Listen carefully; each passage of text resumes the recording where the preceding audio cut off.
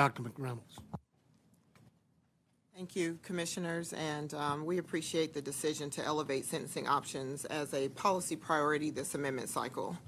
So SIAG, the Sentence Impact Advisory Group, supports expanding zones B and C so that courts may have a meaningful option to impose punishment that protects public safety while preserving proportionality. Incarceration should not be reflexive where alternative sanctions can achieve accountability and protect public safety. I want to explain why sentencing options matter, not abstractly, but personally.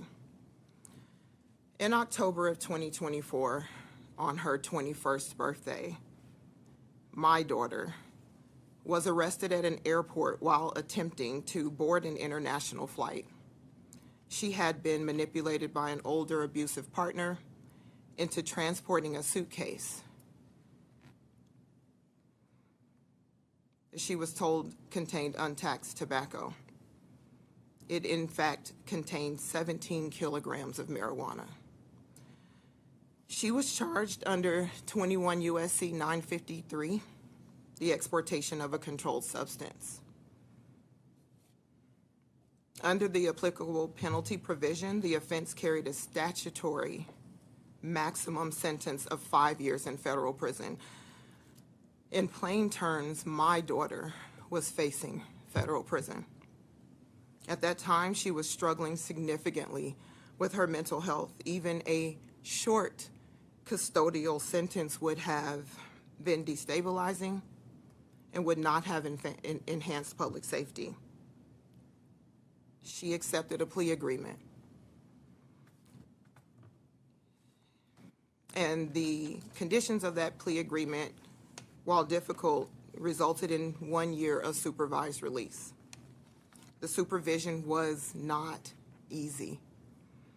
Probation officers came to our home, sometimes during family gatherings. She struggled to secure employment because of her federal charge. The accountability and the restrictions were real, but she was home. She was able to rebuild in a stable environment.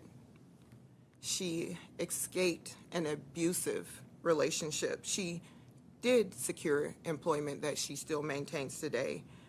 Most importantly, she began to heal. Supervision functioned as punishment, but that punishment allowed rehabilitation instead of compounding the harm. My husband's case, whom all of you have heard before, his experience reflects another dimension of sentencing options. My husband was originally facing 10 to life sentence for a nonviolent drug offense. He ultimately served 11 years and 7 months of that sentence through legislation eventually applied retroactively.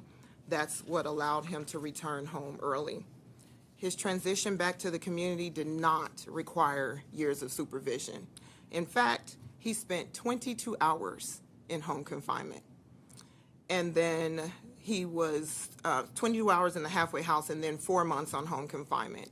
And his 5-year term of supervised release was terminated after 11 months because his probation officer observed his productivity. Since returning home, many of you know our story, he founded and started a logistics company where we only employ returning citizens. He has personally petitioned for and obtained expungement of both his juvenile and adult records in Illinois, and he has helped many others do the same. His record since release reflects not only compliance, but contribution. But it also demonstrates that lengthy incarceration is not always necessary to achieve accountability, deterrence, or public safety. For these reasons, SIAG supports expanding zones B and C to promote uniformity and proportionality. The Commission should provide guidance that prevents disparity, where identical guideline ranges produce different sentencing options based solely on the criminal history category. Consistency remains essential to the guidelines' legitimacy and to public confidence.